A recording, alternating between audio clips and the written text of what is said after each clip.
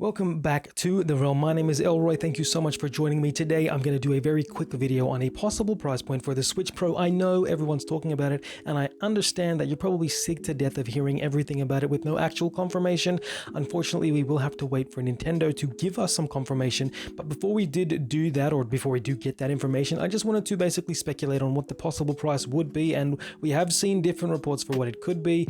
Before we do get into that, there is a subscribe button down below. If you haven't yet done that and you do like the content that I do produce, then make sure that you hit that subscribe button and also hit the like button as well, just because that would be great for me to know if you do want to see more stuff about this. And leave a comment down below if you think that this is a possible price point for the Switch Pro. I think that it is something that is going to happen, but let's get into this, and I'm not going to waste your time. Essentially, the Switch released in 2017. That released at $299 US dollars. Okay, I'm going to just make it clear now that I'm not going to do any conversion rates or anything like that. The prices will differ depending on where you are. I know that the base Switch is a bit more expensive here in Australia, and obviously that is due to conversion and other things like that.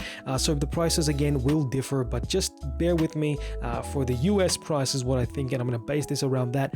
So obviously the Switch in 2017, that's when it released with Breath of the Wild for $299, and that was a great price. Base console makes sense. It had the Switch capability. Everything was amazing, and that is a pretty decent price for a new console.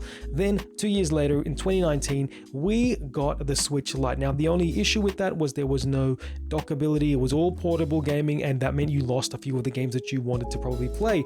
But with that downside came an upside, and that upside was that it was $100 cheaper in the US for $199, and that's a great deal for anyone who just wants portable gaming, who doesn't really feel like they need to connect to a TV. It's not a problem if you just wanted to do that, and that's not a worry at all. So that is epic in itself. Now, the final price, that is the Switch Pro, and this is speculation because obviously we're going to be getting a lot of stuff with the Switch Pro. It's, you know, being touted as having a bigger screen, OLED screen. I'm hoping, and I'm not sure if it will happen, but a longer battery life, things like that will be happening for the Switch Pro. Now it's just a matter of waiting until Nintendo actually tells us that this thing is coming out, this console, and until that happens, we can only speculate. And basically, I think that this is a fair price to speculate on for the Switch Pro at $399 for that. And that makes sense only because you can look at them having 3 lines to sell. They would have the Lite, which is $199, and obviously a very cheap alternative, but you do lose the dockability functionality there, and that makes sense. That's if you just don't want to play any of the games that require the dock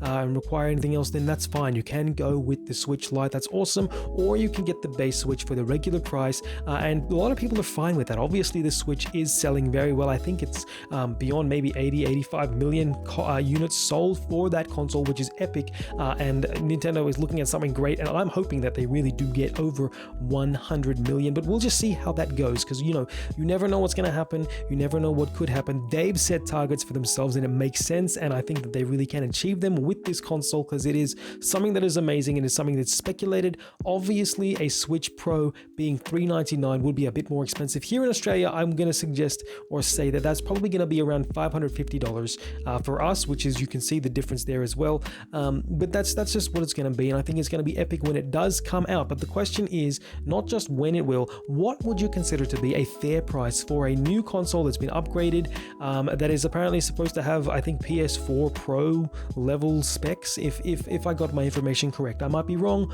on that. Maybe it is just the PS4 level specs, but even that, what would you consider to be a great price for a portable PS4 level console, essentially, and how much would you be willing to pay for that? What would you think is a fair price, and how much would you actually want to pay? That's the question that I ask for this video. If you do like this video, make sure that you do hit like, hit the subscribe button, leave a comment down below. I'm not going to waste your time. I don't think that this really needs too much talk. I think $399 is a great price. It's decent. It makes sense, especially if Nintendo wants to change it up between each of them. I'm pretty sure here in Australia, these are the prices you're looking at the moment.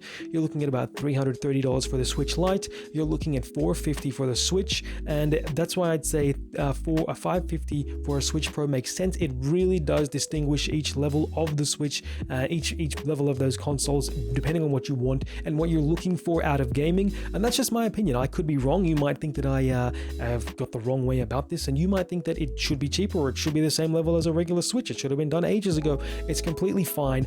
I love all of your comments. If you do want to leave one down below, please make sure that you do let me know what you think, and I will see you in the next one. Bye.